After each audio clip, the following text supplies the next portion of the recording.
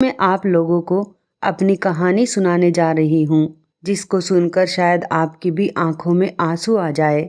मैं 18 साल की थी जब मेरे माता पिता को मेरी शादी की फिक्र हो गई, जबकि अभी तक मैंने अपनी पढ़ाई भी पूरी नहीं की थी। अभी तो मैं सिर्फ हाई स्कूल ही कर रही थी। मैं गाजियाबाद में रहती थी।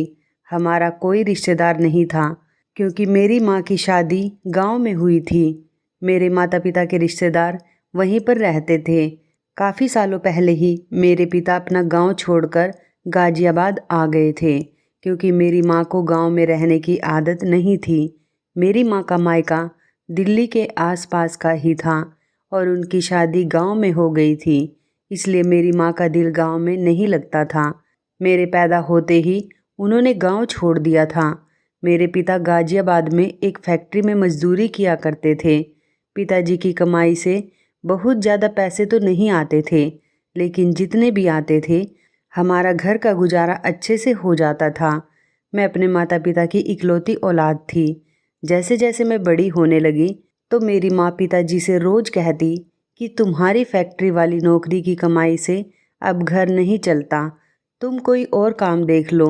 तो उस पर मेरे पिताजी कहते कि अब इसके अलावा मुझसे इस उम्र में कुछ नहीं होता। तब जवानी थी और शरीर में जान थी। तब तुम्हारे कहने पर गांव की ज़मीन बेचकर मैं गाजियाबाद आकर रहने लगा था। अब गांव भी नहीं जा सकता, वहां पर क्या काम करूंगा। इसी बात को लेकर इन दोनों में हर रोज़ लड़ाई झगड़ा होता रहता था। माँ और पिताजी को इस तरह से लड़ता हुआ देखकर मेरा दिल पढ़ाई से भी हटता जा रहा था। पिताजी के अलावा घर में कोई और कमाने वाला नहीं था।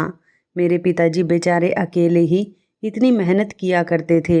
मेरा दिल चाहता था कि मैं अपने पिता की मदद करूं, लेकिन जब भी मैं कोई काम करने का कहती, माँ मुझे सिर्फ इनकार कर देती कि बस अब मुझे तुम्हारी शादी करनी है। मुझे अपने पिता की बूढ़ी हड्डियों पर बहुत तरस आता था। मेरा दिल चाहता था कि मैं अपने पिता की किसी भी प्रकार की मदद कर सकूं, लेकिन माँ के आगे हमेशा ही मजबूर हो जाती थी। हमारे गांव में शादी थी और हमें वहाँ से इनविटेशन आया था। हमारे जितने भी रिश्तेदार थे सारे गांव में ही रहते थे। शादी मेरे बुआ के बेटे की थी, इसलिए वहाँ पर जाना भी ज़रूरी था। हम लोगों ने शादी में जाने की तैयारियाँ शुरू कर दी थी। हमने अपनी पैकिंग भी कर ली थी। माँ पिताजी से कहने लगी कि इस बार गांव चलकर हमें अपनी बेटी डोली का रिश्ता भी तय कर देना है। वहाँ पर जाकर तुम्हें हमारी बेटी के रिश्ते की बात चलानी है। वहाँ जाकर कोई अच्छा रिश्ता मिल जाए तो बात पक्की कर देना। मुझे अपनी माँ की यह बात सुनकर बहुत हैरत हो रही थी। वह खुद तो सारी ज़िंदगी काम छोड़कर शहर में आकर रह रही थी और मेरे लिए वो गांव में रिश्ता ढूंढने जा रही थी। मैं अभी शादी नहीं करना चाहती थी। मैं पढ़ना चाहती थी।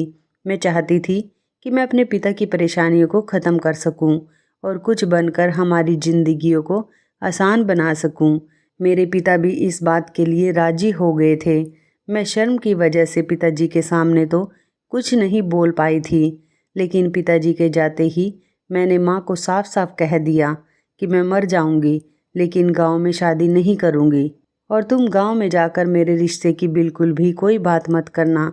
ऐसा ना हो कि बाद में आपको बेइज्जती का सामना करना पड़े। मैं यहाँ शहर में रहकर पढ़ लिख कर नौकरी करना चाहती हूँ और अपने पिता का सहारा बनना चाहती हूँ। मुझे अभी शादी की कोई जल्दी नहीं थी। 2 दिन बाद जब हम गांव चले गए तो वहाँ जाने के बाद जब शादी निपट गई तो मेरे पिताजी ने अपने पड़ोस में रहने वाले मेरे पिताजी के दोस्त के बेटे के साथ ही मेरा रिश्ता तय कर दिया और वहाँ सब लोगों को ये खबर दे दी कि उन्होंने रिश्ता पक्का कर दिया है। मैंने लड़के को देखा तक नहीं था। शादी वाले घर में मौजूद औरतें बार बार मुझे देख रही थी। ये सब मुझे बहुत अजीब लग रहा था और बहुत बुरा भी लग रहा था।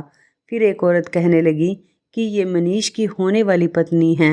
मुझे कुछ समझ नहीं आ रहा था। मैंने अकेले में अपनी माँ से बात की तो उन्होंने भी कहा कि तुम्हारा रिश्ता पक्का हो गया है, अब ज़्यादा बोलने की कोई ज़रूरत नहीं है। मुझे अपनी माँ की बात पर बहुत ज़्यादा गुस्सा आया था और मैं कमरे में जाकर खूब रोई थी कि मुझे अभी शादी नहीं करनी, लेकिन मेरे माता पिता तो ज़बरदस्ती मेरी शादी करवाना चाह रहे थे। किसी ने मेरी एक ना सुनी। गांव में मेरा बिल्कुल भी दिल नहीं लगता था। मैं जितने भी दिन यहाँ पर रही उदास ही रही थी। अपने पिता के सामने बोलने की तो मेरी हिम्मत ही नहीं थी, इसलिए ना चाहते हुए भी इस रिश्ते को मानना पड़ा था। लेकिन वो लड़का कौन है, कैसा है, यह मेरा जानना इतना ज़रूरी नहीं था, क्योंकि मुझे शादी में कोई इंटरेस्ट नहीं था। मेरे घर वाले ज़बरदस्ती मेरी शादी करवा रहे थे।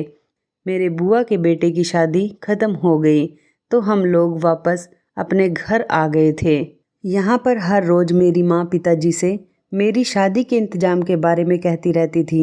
ये बातें सुनकर मेरे पिता परेशान हो जाते थे और उनके चेहरे पर परेशानी भरे एक्सप्रेशन देखकर मेरा दिल बहुत दुखता था। मेरे पिता गरीब थे और मेहनत मजदूरी करके घर का खर्च चलाते थे, लेकिन फिर भी ना जाने क्यों उन दोनों को मेरी शादी की इतनी जल्दी पड़ी थी। मेरे पिता की कमाई से कुछ भी नहीं जुड़ पा रहा था, तो इसलिए वो दिन ब दिन और ज़्यादा परेशान रहने लगे थे। एक दिन मेरे पिता ने माँ को बताया कि उनके कुछ दोस्त विदेश पैसा कमाने के लिए जा रहे हैं, क्यों ना मैं भी उनके साथ विदेश चला जाऊं और वहां जाकर मैं तुम लोगों को पैसे भेजता रहूँगा। तुम मेरी बेटी का दहेज जोड़ लेना। मैंने जब पिताजी की यह बात सुनी तो मैंने फ़ौरन ही उनको विदेश जाने के लिए मना कर दिया कि पिताजी को इस उम्र में किसी की भी खातिर बाहर जाने की कोई ज़रूरत नहीं है। अगर वो लोग मुझे एक्सेप्ट करना चाहते हैं तो ऐसे ही करें। अगर दहेज लेकर शादी करना चाहते हैं तो मैं आप लोगों के घर में ही ठीक हूँ। मुझे नहीं जाना शादी करके। ये सुनकर माँ को गुस्सा आ गया और वो मुझसे कहने लगी कि तू कौन होती है बड़ों के बीच में बोलने वाली। पिताजी ने माँ को चुप कराया और मेरे करीब आकर मेरे सिर पर हाथ रखा और मुझे समझाने लगे कि बेटी की शादी करना तो हर माता पिता का फ़र्ज होता है, इसलिए माता पिता अपनी बेटी को ज़रूरत का सामान दहेज के रूप में देते हैं। तुम डरो मत और मेरी फ़िक्र मत करो, मैं 1-2 साल में वापस आ जाऊंगा। मेरे पिता ने मुझे चुप होने पर मजबूर कर दिया था, लेकिन मेरी माँ को पिताजी के विदेश जाने की बहुत खुशी थी, क्योंकि पिताजी वहाँ से बहुत सारे पैसे भेजने वाले थे। कुछ दिनों बाद ही पिताजी के विदेश जाने की तैयारी पूरी हो गई थी। गांव से भी कुछ लोग आए थे जो पिताजी के साथ विदेश जा रहे थे। सब लोग मिलकर विदेश के लिए रवाना हो गए थे। पिताजी को इतने दिनों के लिए जाता हुआ देखकर मेरी आंखों से आंसू नहीं रुक रहे थे। मैं अपने पिता से बहुत प्यार किया करती थी। कहते हैं ना कि बेटियां तो पिता की लाडली होती हैं, कुछ ऐसा ही मेरे साथ भी था। मैं अपने पिता की लाडली थी और इस दुनिया में सबसे ज़्यादा प्यार मैं अपने पिता से करती थी और वो भी मुझसे बहुत प्यार करते थे। लेकिन माँ को तो बस जल्दी थी कि पिताजी को हम किसी तरह से भी परेशान ना करें, ताकि वो बेफिक्र होकर यहाँ से जाए और उनके जाते ही हमारे अच्छे दिन शुरू हो जाएं। आखिरकार मेरी माँ की तमन्ना पूरी हो गई थी। पिताजी हम लोगों से दूर चले गए थे। पिताजी के जाने के बाद मेरी तो जैसे दुनिया ही वीरान हो गई थी।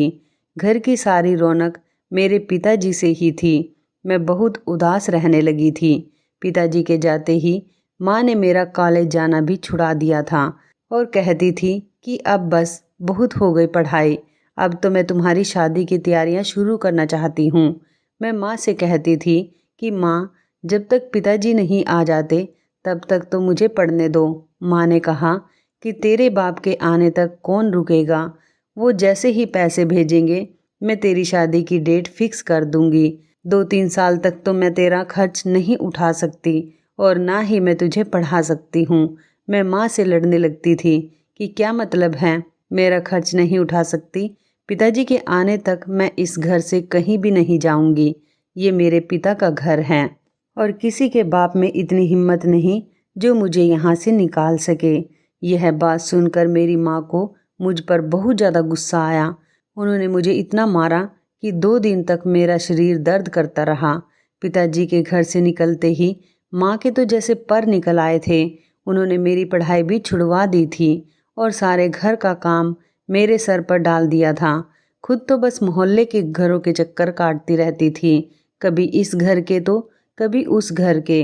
बस तैयार होकर घर से निकल जाती थी। दोपहर को आकर खाना खा लेती और उसके बाद थोड़ा आराम करने के बाद फिर शाम के टाइम पर पड़ोस के घरों में जाकर बैठ जाया करती थी और मैं सारा सारा दिन घर में अकेलेपन का शिकार होती रहती थी। माँ को घूमने फिरने से ही फुर्सत नहीं थी। घर से लेकर बाहर तक के सारे काम अब मैं करने लगी थी। घर में खाना बनाना और घर में जब खाना बनाने के लिए राशन ख़त्म हो जाता था उसकी जिम्मेदारी भी मुझ पर ही थी। एक दिन मैं घर का सामान लेने के लिए बाजार जा रही थी। एक लड़के की दुकान हमारे गली के नुक्कड़ पर ही थी। उस दुकान पर लड़का बैठा हुआ था। वो लड़का नज़र भरकर मुझे देख रहा था। जैसे ही मेरी नज़र उस पर पड़ी मैंने देखा कि वो मुझे घूर रहा है। उसके बाद मैं जब मार्केट से वापस आई तो तब भी वो मुझे ही देख रहा था। बड़ी मुश्किल से मैंने उससे अपनी नज़रें चुराई और अपना सामान लेकर घर वापस लौट आई थी। वो घर तक मुझ पर नज़र रखे हुए था। मैंने फ़ौरन ही अंदर जाकर गेट बंद कर लिया। जब भी मैं घर से निकलती थी वो मुझे अजीब अजीब नज़रों से देख रहा होता था।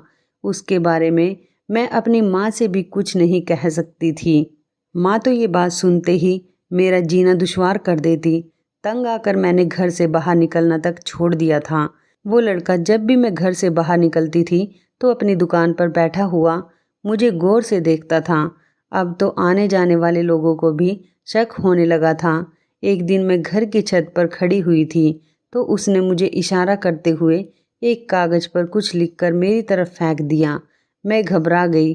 मुझे बहुत ज़्यादा डर लग रहा था, लेकिन उस कागज़ को पढ़े बिना मुझे सुकून भी नहीं आ रहा था। मैंने उस कागज़ को उठाकर खोला तो उसने उस कागज़ के थ्रू मुझे प्रपोज किया था। उसमें लिखा हुआ था, मैं कोई बुरा लड़का नहीं हूँ, बस तुम मुझे इतनी पसंद आ गई हो कि दिल के हाथों मजबूर होकर मैंने ये कदम उठाया है। एक बार बात करने का मौका दे दो, फिर तुम जो कहोगी मैं वो करूँगा।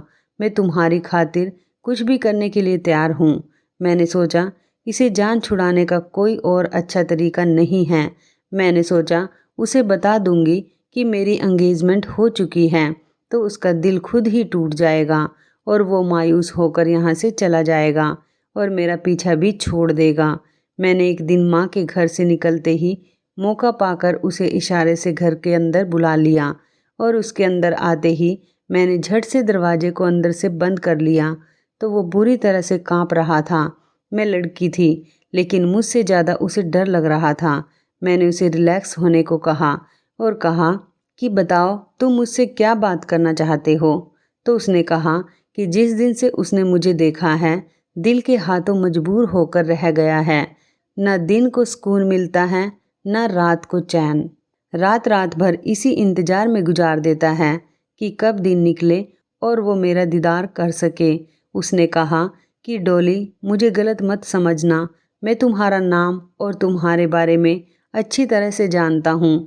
मैं कोई धोखेबाज और झूठा इंसान नहीं हूँ, लेकिन मोहब्बत तो मोहब्बत है, हो ही जाती है और जिससे हो जाती है इंसान उसके हाथों मजबूर हो जाता है। मैंने उससे कहा कि तुम मेरे बारे में सब कुछ जानते हो लेकिन शायद ये नहीं जानते कि मेरा रिश्ता हो चुका है। मेरी शादी मेरे पिता के दोस्त के बेटे के साथ हो रही है और मैं यहाँ से शादी होने के बाद गांव चली जाऊंगी। मेरा ससुराल गांव में ही है। मैं अपने माता पिता की इज्जत का बहुत ख्याल करती हूँ। तुम्हें किसी के सहारे पर नहीं रखना चाहती ताकि मैं तुमसे किसी तरह का झूठ बोलूँ और कुछ दिन के लिए तुमसे रिलेशनशिप बनाकर मैं तुम्हें धोखा नहीं देना चाहती। ये सब सुनकर वो थोड़ा सैड हो गया था, लेकिन मेरा सच बोलने से वो बहुत ज़्यादा खुश हुआ था। उसने बताया कि ये नुक्कड़ वाली दुकान उसके पिता की है। कभी कभी वो उस दुकान पर बैठ जाता है और वहीं उसका घर भी है। उसने बताया कि मेरे परिवार में मैं और सिर्फ मेरे पिता हैं। हम दोनों इसी दुकान से अपना गुजर बसर करते हैं, लेकिन हम दोनों की ज़िंदगी बहुत अच्छी गुजर रही है। मेरी शादी हो जाएगी तो शायद घर में कोई औरत आ जाएगी। मेरी माँ काफ़ी सालों पहले गुजर चुकी है और मेरी बहन की शादी भी 2 साल पहले ही हो गई। उसने कहा कि ज़िंदगी में अगर कभी भी कोई काम या कोई ज़रूरत हो तो तुम मुझे ज़रूर याद करना। भले ही तुम मेरी किस्मत में तो नहीं हो, लेकिन मेरे दिल में हमेशा रहोगी।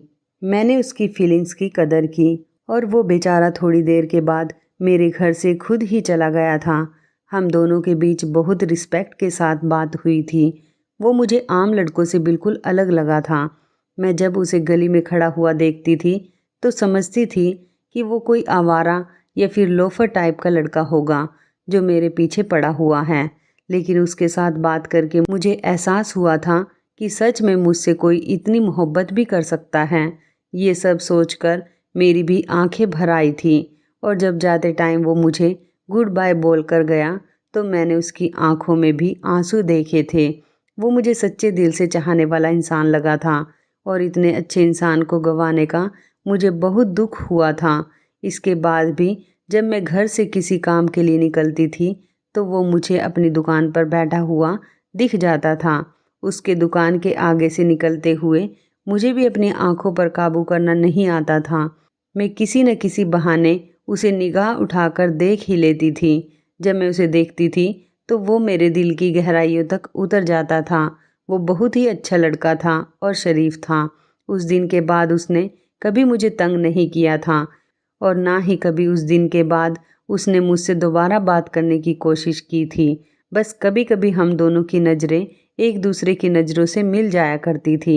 जाने अनजाने मुझे भी पता नहीं चला कि कब मैं उसको पसंद करने लगी थी और मेरे दिल में भी उसके लिए मोहब्बत जागने लगी थी। लेकिन पिता की इज्जत की खातिर मैंने अपनी फीलिंग्स पर कंट्रोल किया। मुझे सिर्फ़ और सिर्फ अपने पिता की इज्जत की परवाह थी। मेरे पिता दूसरे देश में मेरे लिए मेहनत कर रहे थे। मैं उनकी इज्जत पर कैसे आँच जाने दे सकती थी। इसलिए मैंने अपने दिल को संभाल लिया था कि वो मुझे कितना भी चाहता हो और अच्छा लगता हो, लेकिन मेरी किस्मत मेरे पिता के फैसले की मोहताज है। फिर कभी मेरी ना उससे बात हुई और ना ही ज़्यादा मैंने जान पहचान बढ़ाई। बस आंखों ही आंखों में आंखों की ज़रूरत पूरी होती रही। इसी तरह से आगे 4 महीने तक ऐसा ही चलता रहा और 4 महीने बाद पिताजी ने विदेश से काफ़ी सारा सामान और मेरे दहेज के लिए काफ़ी सारे पैसे भी भेज दिए थे। मेरी माँ ने अकेले ही मेरी शादी करने का फ़ैसला कर लिया था और मेरी ससुराल में कह दिया था कि वो लोग कुछ लोगों को लेकर मेरे घर बारात लेकर आ जाए। मैंने अपनी माँ को शादी करने के लिए बहुत रोका कि पिताजी के आने से पहले मुझ पर ये जुल्म मत करो, मुझे अपने माता पिता के आशीर्वाद के साथ विदा होना है। लेकिन मेरी माँ ने मेरी एक ना सुनी। कुछ दिन बाद गांव से कुछ लोग आकर शादी की डेट फिक्स करके चले गए। मैंने अभी तक लड़की की फ़ोटो तक नहीं देखी थी और दिन रात मैं रोती रहती थी। माँ ने पिताजी से कहकर अपना फ़ैसला ज़बरदस्ती मनवा लिया। पिताजी ने फ़ोन पर बात की और शादी के लिए राज़ी होने को कहा। पिताजी मुझसे कहने लगे, मेरा आशीर्वाद हमेशा मेरी बेटी के साथ रहेगा। मैं हमेशा अपने पिता की बात के आगे झुक जाती थी और इस बार भी पिताजी के कहने पर मैं चुप ही रही थी और उनकी बात को मैंने मान लिया था। शादी की तैयारी बढ़ती गई। धीरे धीरे मेरा दम घुटने लगा था। कोई भी ऐसा इंसान नहीं था जो मेरी साइड ले सके, जो मुझे तसल्ली देता। मेरी माँ तो बस हर टाइम शॉपिंग करने में ही लगी रहती थी। वो पिताजी की कमाई को दोनों हाथों से लुटाने में लगी हुई थी। कुछ कपड़े मेरी शादी के लिए बनाती तो अपने लिए उससे डबल कपड़े लेकर आती थी। माँ ने पड़ोस में शादी का इनविटेशन भी देना शुरू कर दिया था और उन्हीं औरतों को अपने साथ शॉपिंग पर लेकर जाती थी। मेरी माँ ने मेरी कोई भी ख्वाहिश नहीं पूछी थी कि मुझे क्या पसंद है, मैं क्या ससुराल लेकर जाना चाहती हूँ, कुछ भी नहीं। बस वो मेरे सारे काम अपनी मर्जी से ही कर रही थी। वो बहाने से शॉपिंग पर निकल जाती थी और अपने दोस्तों के साथ होटल में खाना खा कर आती थी। पिताजी का पैसा माँ को बहुत अच्छा लग रहा था। माँ जब अपने दोस्तों पर पैसे खर्च किया करती थी तो उनकी दोस्त माँ को और भी ज़्यादा इज्जत देने लगी थी। माँ इस बात से बहुत खुश हो जाया करती थी। मैं माँ को समझाने लगती तो वो मुझे डांट कर चुप करा देती थी कि तेरे पिता सारी मेहनत सिर्फ तेरे अकेले के लिए ही तो नहीं कर रहे। मैं उनकी पत्नी हूँ, सबसे पहले उनकी कमाई पर मेरा हक बनता है। मेरी माँ ने अपने आप को बुरी तरह से बिगाड़ कर रखा था। उन्हें घर की और अपनी जवान बेटी की कोई चिंता नहीं थी। वो पिताजी की कमाई को अपने पास संभाल कर नहीं रख रही थी, बल्कि बेवजह की चीज़ों में उड़ा दिया करती थी। नए नए कपड़े बनाना, सहेलियों के साथ बाहर घूमने जाना, होटल में खाना खाना, ये सारे शौक़ उन्होंने बना लिए थे। माँ को मोहल्ले की औरतों से अपनी तारीफ़ सुनना बहुत अच्छा लगता था। माँ मुझे भी इसलिए जल्द से जल्द शादी करके यहाँ से भेज देना चाहती थी, ताकि वो बेफिक्र होकर आराम से अपनी ज़िंदगी सुकून से गुजार सके। मुझे लगता था जैसे वो मेरी सगी माँ नहीं बल्कि सौतेली माँ है। मैं अंदर से टूट कर रह गई थी। माँ ने थोड़े से कपड़े और थोड़ा सा सामान मेरे दहेज के लिए इकट्ठा कर लिया था। बस वो अपनी जिम्मेदारी से आज़ाद होकर बैठ गई थी। न बेटी को घर का काम सीखने में उसे नसीहत देती थी, न रहन सहन के तरीके सिखाती थी। हमेशा घूमने फिरने और मेकअप करने में लगी रहती थी। पिताजी के जाने के बाद माँ ने अपने आप को और भी ज़्यादा जवान बना लिया था। मेरी शादी की डेट फिक्स हो चुकी थी और धीरे धीरे मेरी शादी के दिन करीब आ रहे थे और मैं हर रोज़ चूल्हे पर जल रही थी। मेरी माँ ने मेरे सारे सपनों को चकनाचूर कर दिया था। मैं पढ़ लिख कर कुछ बनना चाहती थी, लेकिन शादी होने के बाद मेरे सारे शौक़ ख़त्म होने वाले थे। मेरी माँ को ना मेरे आराम का कुछ ख्याल था, ना ही मेरी शादी की कोई ज़्यादा फिक्र थी। माँ कहती थी कि गांव के लोग ज़्यादा मेकअप वगैरह नहीं जानते, इसलिए तू जैसी है वैसी ही ठीक है। तुझे कुछ भी करने की कोई ज़रूरत नहीं है। वैसे भी तू खूबसूरत है। तेरे पति ने तुझे ऐसे ही पसंद कर लिया है। ये सब सुनकर मेरा दिल टूट जाता था कि जब उनको किसी बात का पता ही नहीं है तो मेरा रिश्ता गांव में क्यों किया था। कभी कभी तो मेरा दिल चाहता था कि मैं रितेश के साथ भाग जाऊं। रितेश जो मुझसे बहुत प्यार करता था, लेकिन पिताजी का ख्याल हर टाइम मुझे रोक लेता था। शादी से पहले मैं आखिरी बार रितेश से मिलकर उसके साथ बातें करके अपने दिल का सारा बोझ उतारना चाहती थी, क्योंकि मुझे लगता था अकेला दुनिया में वही एक ऐसा इंसान है जिसे मेरी परवाह है, जिसके लिए हर चीज़ से बढ़कर सिर्फ मैं हूँ। एक दिन माँ के घर से जाने के बाद मैं भी घर में लॉक लगाकर चुपचाप रितेश की दुकान पर चली गई और मैं उसकी दुकान पर चढ़ गई थी। मुझे देखकर वो फ़ौरन उठकर खड़ा हो गया था। वो मुझे देखकर बहुत खुश हुआ था। उसके चेहरे की खुशी साफ बता रही थी कि वो मुझसे कितनी मोहब्बत करता है। फिर मैंने एक लेटर उसे दे दिया। उसमें लिखा हुआ था कि कल दोपहर के 3 बजे मुझे लेने आ जाना। मैं तुमसे दूर अकेले में कुछ बातें करना चाहती हूँ। वो लेटर उसने बिना पढ़े अपनी जेब में डाल लिया था और मैं वापस अपने घर चली गई। रोज़ माँ 3 बजे अपने दोस्तों के साथ कहीं न कहीं जाया करती थी। माँ घर से चली गई थी और मैं अकेली थी, इसलिए दिल के सारे बोझ उतारना चाहती थी। वो चली गई तो अगले दिन जब उनके साथ ही मैंने घर के दरवाजे को अंदर से बंद कर लिया ताकि उन्हें लगे कि मैं घर के अंदर ही हूँ। जैसे ही 3 बजे रितेश अपनी बाइक के साथ गली में मौजूद था, मेरी नज़र उस पर पड़ी तो मैं मुस्कुरा दी। सामने वो भी मुझे देखकर मुस्कुरा रहा था।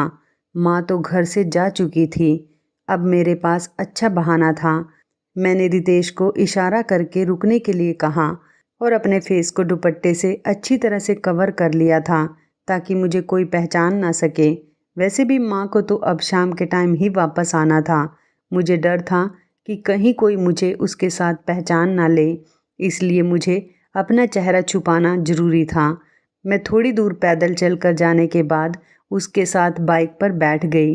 ज़िंदगी में पहली बार मैं किसी अनजान लड़के के साथ बाइक पर बैठी थी।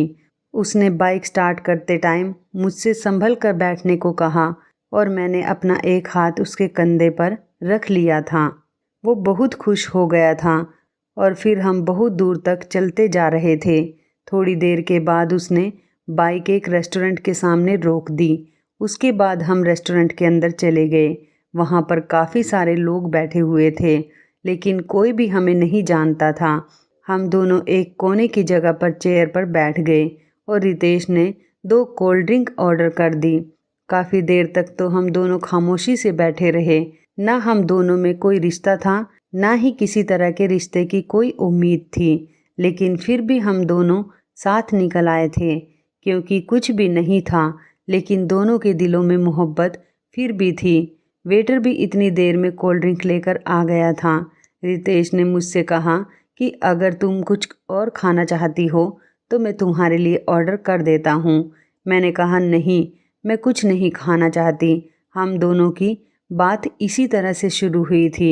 मैंने कहा कि रितेश, शायद ये इस तरह से आज हमारी पहली और आखिरी मुलाकात होगी और फिर 4 दिन बाद मैं हमेशा के लिए किसी और की बन जाऊंगी।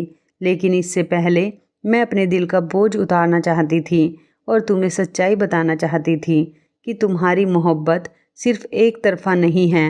रितेश, तुम्हारी मोहब्बत में इतनी ताकत थी कि मैं भी तुमसे मोहब्बत करने पर मजबूर हो गई हूँ। लेकिन किस्मत ऐसी है कि तुम मेरी ज़िंदगी में मेरा रिश्ता हो जाने के बाद आए हो। अगर तुम पहले आ जाते तो मैं सारी दुनिया से लड़कर भी तुम्हारे अलावा किसी से रिश्ता नहीं जोड़ती। लेकिन अब मैं क्या करूं? मेरे पिताजी मेरी शादी की खातिर दूसरे देश में दिन रात मजदूरी कर रहे हैं। अब मैं कैसे उनकी सारी मेहनत बर्बाद करके उनको बेइज्जत कर दूं? क्योंकि वो अपने गांव में ज़बान देकर आए हैं। रितेश, जो मेरी बातें सुनकर बहुत बिखर कर रह गया था, उसे मुझसे मिलकर जितनी खुशी थी और मैंने उसे अपनी मोहब्बत का इजहार किया है, उसे उतना ही ज़्यादा दुख भी हुआ था कि वो मुझे हासिल नहीं कर सकता था। फिर भी वो बेचारा अपने आप को बड़ी मुश्किल से संभाल रहा था और मुझे तसल्ली दे रहा था कि दुनिया में हर कोई अपनी मोहब्बत को हासिल नहीं कर सकता। बस हम दोनों के लिए इतना ही काफ़ी होना चाहिए कि हमने मोहब्बत कर ली। ये बात सुनकर मैं टूट कर रोने लगी थी। वो मुझे चुप करने की 1000 कोशिशें करता रहा और फिर खुद भी रो पड़ा था। उस दिन हमने ज़िंदगी की बहुत सारी बातें एक दूसरे से शेयर की थी और इस वादे पर एक दूसरे से अलग हुए थे कि ज़िंदगी में अगर कभी भी हम दोनों को एक दूसरे की ज़रूरत पड़ी तो कहने से कभी भी नहीं घबराएंगे। उसने मुझसे कहा कि जितना भी वक्त गुजर जाए, हमेशा तुम्हारी ज़रूरत मेरी पहली जिम्मेदारी होगी। कुछ दुख, कुछ हंसी, कुछ मजाक की बातें करते हम दोनों ने वो दिन बहुत अच्छी तरीके से गुजारा था। वहीं रेस्टोरेंट में बैठकर हम दोनों ने खाना भी खाया था और फिर वो मुझे घर छोड़ने आया था। मेरा बहुत मन कर रहा था कि एक बार वो फिर से अंदर आ जाए, लेकिन इस बार वो नहीं माना था और मुझे छोड़कर ही चला गया था। मैं बस आज के दिन की खूबसूरत यादें दिल में लेकर वापस आ गई थी और शादी की तैयारी पूरी हो चुकी थी। देखते ही देखते शादी का दिन भी आ गया था। मेरी बारात आई और मेरी शादी हो गई। मैंने पहली बार अपने होने वाले पति को अपनी शादी वाले दिन देखा था, जो अब मेरा पति बन चुका था। वो कोई ज़्यादा अच्छा नहीं था, बस नॉर्मल सी शक्ल वाला गांव में रहने वाला ही लग रहा था। लेकिन अपने माँ बाप की पसंद के आगे मैंने हार मान ली थी। अब तो मेरी शादी हो चुकी थी। मैं किसी से क्या कह सकती थी। जिस तरह मेरे लिए ये सब नया नया था, इसी तरह वो भी कोई ख़ास मुझ पर ध्यान नहीं दे रहा था। बस दोनों के ही माता पिता का फैसला था, जो हम दोनों को मानना पड़ा था। मैं विदा होकर अपने माता पिता का घर छोड़कर चली गई। माँ तो अभी अपने कामों में ही बिजी थी। उन्हें मेरे जाने पर भी कोई ख़ास दुख नहीं हुआ था। पिताजी से मैंने वीडियो कॉल पर बात कर ली थी। वो भी वहाँ पर बहुत रो रहे थे। मैं दूल्हे के साथ गाड़ी में बैठी और सारे रास्ते रोती ही रही थी। उसने मुझे एक शब्द तसल्ली का भी नहीं बोला था। मेरी सास मुझे बार बार चुप कराई जा रही थी। गांव पहुंचकर मैंने अपने पिता के फैसले का मान रखते हुए पत्नी होने के सारे हक निभाए थे। घर और ससुराल के लोगों के साथ अच्छे तरीके से बर्ताव किया था। मुझे ऐसी ज़िंदगी की आदत तो नहीं थी, लेकिन फिर भी खुद को ससुराल वालों की आदत में ढालने की कोशिश कर रही थी। मेरे पति को मुझ में कोई ख़ास इंटरेस्ट नहीं था। मैं भी उसी में खुश थी कि बस वो मुझे इज्जत देता रहे। लेकिन कुछ दिन बाद ही उसकी हकीकत भी खुलकर मेरे सामने आ गई थी। वो रात को काफ़ी टाइम तक लड़कियों के साथ बातें करता रहता था। वो मुझे इतना हक जताने ही नहीं देता था कि उसके साथ लड़ती या उसको इस गलत काम के लिए रोकती। उसे मेरी कोई परवाह ही नहीं थी। बस घर वालों ने ही मुझे घर का हिस्सा बना लिया था। मैं अपने पति की शिकायत सास से करती तो वो मुझे यह कहकर तसल्ली दे देती कि आजकल हर लड़के का यही हाल है, बस तुम इज्जत के साथ इस घर में बनी रहो। वो सारी लड़कियां तो टाइम पास के लिए है, असली घर की मालकिन तो तुम ही रहोगी। नई नई शादी है, पुरानी आदत तो धीरे धीरे ही जाएगी। मतलब उसके माता पिता को भी उसकी आदत का पता था।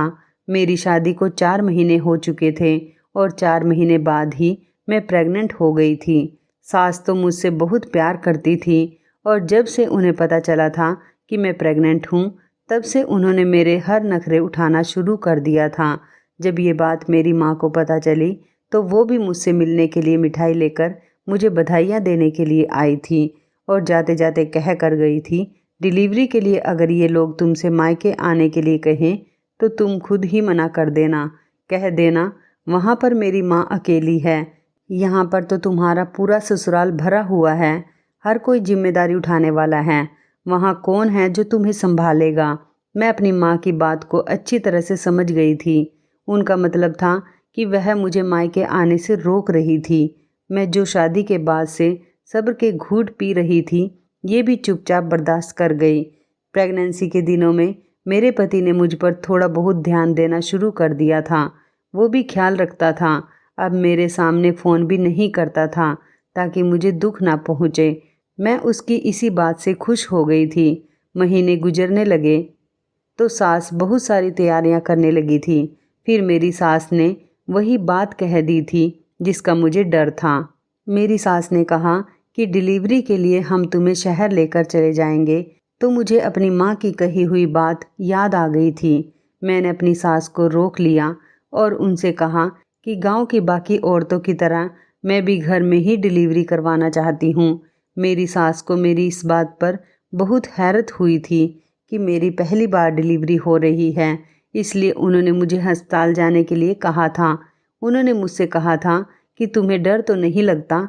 मैंने बस नहीं कहकर बात को ख़त्म कर दिया था। गांव में दाई से ही मेरा बच्चा पैदा हो गया था। मैंने एक प्यारे से बेटे को जन्म दिया था। बच्चे को जन्म देने के कुछ दिन बाद ही मैंने नोटिस किया कि मेरा पति दोबारा से फ़ोन पर बातें करता है, जैसे पहले किया करता था। वो रोज़ रोज़ किसी न किसी से फ़ोन पर बातें करता रहता था। जब मेरा बेटा पैदा हुआ था तो मेरी माँ कुछ दिन के लिए मेरे पास रहने के लिए आ गई थी। मैंने अपनी माँ को जब अपने पति के बारे में बताया तो उन्होंने मुझसे कहा कि तुम्हारा पति बहुत अच्छा इंसान है, उस पर शक मत किया करो और कभी भी इस शक की वजह से लड़कर मेरे घर पर मत आना। मैं तुम्हारी कोई शिकायत नहीं सुनना चाहती। अपना घर बसाओ और अपने परिवार में सुखी रहो। कुछ दिन रहने के बाद माँ ये कहकर चली गई कि मुझे गांव में रहने की आदत नहीं है। अब मेरा बेटा 6 महीने का हो गया तो मेरी सास ने मुझे दवाइयाँ खिलानी शुरू कर दी ताकि मैं दोबारा से प्रेग्नेंट हो जाऊं। पोता मिल जाने पर मेरी सास बहुत ज़्यादा खुश थी और चाहती थी कि जल्दी से उनको एक और पोता मिल जाए। पहले बच्चे को तो मैं ठीक से नहीं संभाल सकती थी और मैं कुछ ही महीनों बाद फिर से प्रेग्नेंट हो गई। मैं बहुत मुश्किल वक्त से गुजर रही थी। फिर अचानक एक पहाड़ मुझ पर टूट पड़ा जब पता चला कि मेरे पिता की विदेश में मौत हो चुकी है। ये दुख मेरे लिए नाकाबिले बर्दाश्त था। मैं जल्दी से ही अपने थोड़े बहुत कपड़े लेकर अपनी माँ के घर पहुँच गई। मुझे लगा इस टाइम पर मेरी माँ को मेरी ज़रूरत होगी। जब मैं अपने घर पहुँची तो माँ की हालत तो बिल्कुल ठीक थी। अगले दिन विदेश से मेरे पिता की डेड बॉडी आ गई थी। तब मैंने अपनी माँ को रोते हुए देखा था। मुझे भी कोई होश नहीं था। मेरे बेटे को मेरी सास ने ही संभाला हुआ था। 1-2 दिन के लिए वो भी हमारे घर पर ही रुक गई थी। चौथे दिन मेरी सास घर वापस चली गई। 9 महीने के बच्चे के साथ 3 महीने की प्रेगनेंसी बड़ा मुश्किल टाइम गुजर रहा था। पिताजी की मौत को 2 महीने हो गए थे, लेकिन मेरा पति मुझे लेने के लिए नहीं आया था। मैं खुद उससे ले जाने को कहती तो वो मुझे मना कर दिया करता था। कहता था कि बच्चे की डिलीवरी तक अपने मायके में ही रह लो। लेकिन इधर मेरी माँ ने मेरा जीना दुश्वार कर रखा था कि अब हमारे यहाँ कोई कमाने वाला नहीं है, अब जल्दी से वापस अपने घर चली जाओ। जैसे तैसे बर्दाश्त करके उन्होंने मेरे 9 महीने घर पर पूरे करवा दिए थे। डिलीवरी का टाइम आया तो दूसरी मेरी बेटी पैदा हुई थी। ससुराल में से कोई भी मेरी बेटी को देखने तक नहीं आया था। मैं दो दो बच्चों को एक साथ अपना दूध पिलाती थी। इसके अलावा और कोई चारा नहीं था। मेरे बेटे के लिए कोई दूध तक लेकर आने वाला नहीं था। माँ कहती कि इसके पिता से इसका खर्च मंगवाओ और मैं अपने पति से कहती तो वो कहता कि अभी यहाँ पर वापस मत आना, बेटी का ख्याल वही शहर में रहकर रख लो, कुछ दिन बाद आकर मैं खुद तुम्हें ले जाऊँगा। वो मुझे टालता जा रहा था, लेकिन अब मैं खुद ही अपने दोनों बच्चों को लेकर गांव चली गई। गांव जाकर देखा तो ये देखकर हैरान हो गई थी कि मेरे पति ने अपनी गर्लफ्रेंड से शादी कर ली थी और मेरे हाथ में तलाक के पेपर थमाकर कह दिया था कि इस घर में तुम्हारे लिए कोई जगह नहीं। मैं अपने दोनों बच्चों को लेकर वापस शहर आ गई थी। अब मेरे पास और कोई चारा ही नहीं बचा था। तलाकशुदा होकर मैं दोबारा अपनी माँ के पास वापस आ गई थी। मेरी माँ ने इधर खूब हंगामा कर दिया कि तेरी ही गलती होगी, तभी तो तेरे पति ने दूसरी शादी कर ली और तुझे अपने पति का घर नहीं छोड़ना चाहिए था और ना ही इधर रहने के लिए आना चाहिए था। जिस पिता की खातिर मैंने ये सब बर्दाश्त किया वो भी जिंदा नहीं रह सके। माँ से तो वैसे भी मुझे कोई उम्मीद नहीं थी। उन्होंने मुझे घर से निकालने की कोशिश की तो मैंने अपने पिता की जायदाद से हिस्सा मांगने की बात कर दी, जिससे मेरी माँ बुरी तरह से डर गई थी। तब जाकर उनकी जुबान बंद हुई थी। मुझे पढ़ाई तक पूरी नहीं करने दी थी। अगर मैं पढ़ी लिखी होती तो कोई जॉब भी कर लेती। अपने बच्चों के सो जाने के बाद नौकरी की तलाश करने के लिए घर से निकल जाती थी, लेकिन मुझे कहीं भी नौकरी ना मिली। फिर एक दिन नौकरी की तलाश में मैं एक फैक्ट्री में जा पहुंची। वहां पर मैंने नौकरी के लिए पूछा, लेकिन उन्होंने कहा कि यहाँ पर रात को देखभाल और थोड़ी बहुत साफ सफाई करने के लिए एक लड़के की ज़रूरत है और रात को यहाँ सिर्फ आदमी ही ड्यूटी पर रहते हैं। एक लड़की होने के कारण मुझे ये नौकरी भी ना मिल पाई और फिर अगले दिन मैंने ये नौकरी पाने का तरीका ढूंढ लिया। मैं लड़का बनकर अगले दिन उस फैक्ट्री में नौकरी के लिए पूछने गई। तब उन्होंने मुझे काम पर लगा लिया। इस तरह से मैंने बहुत सारे धक्के खाए, तब जाकर मुझे नौकरी मिली थी। मुझे एक बड़ी सी फैक्ट्री में साफ सफाई और देख रेख करने की नौकरी मिल गई थी। मुझे यही नौकरी मिल सकती थी क्योंकि मैं इतनी ज़्यादा पढ़ी लिखी नहीं थी कि मुझे कोई अच्छी नौकरी मिल सकती। वहाँ पर नौकरी करते हुए मुझे 3 महीने गुजर गए थे। मैं अपने बच्चों को माँ के हवाले करके आ जाती थी। माँ मेरे बच्चों का कोई खास ध्यान तो नहीं रखती थी, लेकिन जब उनको पैसों का लालच हुआ तो वो मेरे बच्चों का ख्याल रखने लगी थी। मैंने अभी तक फैक्ट्री के मालिक को नहीं देखा था। एक दिन जब मैं मालिक के ऑफिस में सफाई करने गई तो ये देखकर हैरान रह गई कि कंपनी का मालिक और कोई नहीं बल्कि रितेश था। मैंने ऑफिस में रितेश की लगी हुई तस्वीर को देखा था। मुझे लगा कि शायद ये तस्वीर किसी ने ऐसे ही लगा दी होगी, लेकिन मुझे वहाँ के लोगों से पता लगा कि यही तो इस फैक्ट्री के मालिक हैं। अब मुझे रितेश से मिलने की बहुत चाहत होने लगी थी क्योंकि मैंने उसे 2 साल बाद फ़ोटो में देखा था। जैसे ही रितेश ऑफिस में आया तो मैं उसके सामने अपनी आंखों में आंसू लिए खड़ी हुई थी। रितेश भी मुझे अपने ऑफिस में देखकर हैरान रह गया था और मुझसे पूछा कि तुम यहाँ पर क्या कर रही हो। मैंने उसे बताया कि मैं तुम्हारी फैक्ट्री में 3 महीने से काम कर रही हूँ। रितेश ने कहा, लेकिन तुम यहाँ पर काम क्यों कर रही हो? मैंने उसको अपनी सारी कहानी बता दी कि शादी के बाद मेरे साथ क्या क्या हुआ था। ये सुनकर रितेश की आंखों में आंसू आ गए। वो मुझसे कहने लगा, मैं पिछले 3 महीने से काम के सिलसिले में शहर से बाहर गया हुआ था। अगर मुझे पता होता तुम मेरे ऑफिस में नौकरानी का काम कर रही हो तो मैं तुम्हें हरगिज़ ये काम करने नहीं देता। हमने तो वादा किया था ना कि हम एक दूसरे के मुश्किल वक्त में एक दूसरे का साथ देंगे। मेरे पिता का सपना था कि मैं अपने पैरों पर खड़ा हो सकूं। तुम्हारी शादी के बाद मेरे पिता की मृत्यु हो गई थी। उसके बाद मैंने अपने पिता के सपने को पूरा करने के लिए जी तोड़ मेहनत की। नौकरी की तलाश के लिए जगह जगह धक्के खाए। मेरी पढ़ाई तो पूरी हो चुकी थी।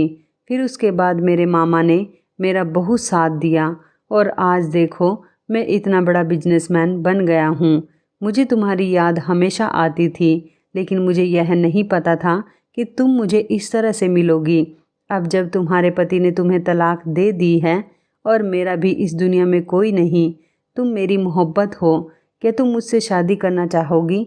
मैं तुम्हें और तुम्हारे दोनों बच्चों को बहुत खुश रखूँगा। रितेश की यह बात सुनकर मेरी आंखों में आंसू आ गए थे। मैंने बिना कुछ सोचे समझे रितेश से शादी के लिए हाँ कर दी थी, क्योंकि मैं अब दोबारा से रितेश को खोना नहीं चाहती थी। मैंने अपनी माँ से पूछकर रितेश से शादी कर ली। रितेश एक बहुत अमीर इंसान होने के साथ साथ बहुत अच्छा इंसान भी है। रितेश ने मेरे दोनों बच्चों को एक्सेप्ट कर लिया और आज वो उनको सगे पिता की तरह प्यार करता है। आज मैं अपने पति रितेश के साथ बहुत ज़्यादा खुश हूँ। मेरी शादी के 2 महीने बाद मेरी माँ भी इस दुनिया से चल बसी थी। रितेश ने मेरा बहुत साथ दिया। मैं रितेश से बहुत प्यार करती हूँ। मैं अपनी ज़िंदगी में रितेश और अपने दोनों बच्चों के साथ बहुत ज़्यादा खुश हूँ। तो इस कहानी के बारे में आपकी क्या राय है? कमेंट करके ज़रूर बताइएगा। दोस्तों, आपको हमारी ये मज़ेदार कहानी कैसी लगी? आप हमें कमेंट बॉक्स में ज़रूर बताएं। यदि आपके पास भी ऐसी कोई प्यारी सी कहानी है या फिर ऐसी कोई कहानी जिससे कुछ शिक्षा मिले, तो आप हमारे साथ उसको ज़रूर शेयर करें। दोस्तों, यदि आपको हमारी ये वीडियो अच्छी लगे तो आप हमारी इस वीडियो को लाइक शेयर ज़रूर करें और ऐसी ही दिल को छू लेने वाली प्रेरणादायक कहानियाँ सुनने के लिए हमारे चैनल को भी सब्सक्राइब करें। यदि आप हमें फेसबुक पर देख रहे हैं तो आप हमारे फेसबुक पेज को लाइक और फॉलो ज़रूर करें। तो दोस्तों, फिर मिलते हैं ऐसी ही ज़बरदस्त कहानी या टिप्स के साथ नई वीडियो में। तब तक के लिए धन्यवाद। आप सभी अपना ख्याल रखना। आपका दिन शुभ व मंगलमय हो।